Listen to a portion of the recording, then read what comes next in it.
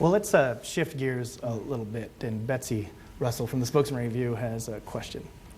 Congressman Labrador, you have co-sponsored 5 bills to restrict abortion rights, including the Life at Conception Act, granting full constitutional rights at the moment of conception without exception. Do you favor banning all abortions, including in cases of rape, incest, or to protect the life of the mother? I support banning all abortions except for cases of life of the mother. Mr. Farris. Yeah, this is an issue where we strongly disagree.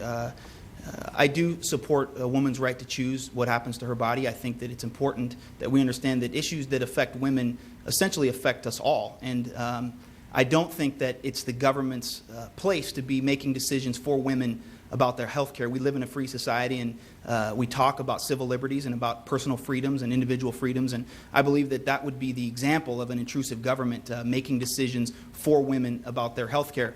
I think this issue has gotten a lot of media buzz lately because of some of the remarks made by Republican congressmen and candidates in the Senate.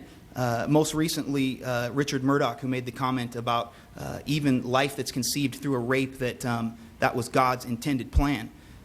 People have talked about, in Congressman Labrador's case, if he only has an exception for life of the mother, that means he wants abortion to be criminalized for a woman who was raped and is seeking to have an abortion. So I guess, first of all, I obviously wholeheartedly disagree with that. A woman who was just forced to do something against her will is now being forced again to do something against her will. But I'd like to ask the congressman, because you don't support that provision, what would the punishment be if you want to criminalize abortion for a woman who was raped and is seeking to have an abortion? What would the punishment be for that woman under that criminalization?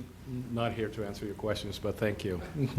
Well, a follow-up, Congressman. This is another area where your position differs from Mitt Romney's, and his position on abortion is that he would make exceptions to a ban for rape and incest in addition to for life of the mother. Why do you not support making an exception for rape or incest? You know, I think life begins at conception, but so I believe it's important that we protect life.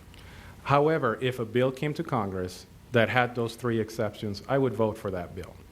Because the majority of Americans, I would say 75% of Americans agree with that. So I believe life is precious, and that's the way I feel. That sort of answered the question, too, a little bit. And I do want to make something clear. I don't want to criminalize, I don't want to punish the women. I want to punish the providers, by the way. So, and I have always said that.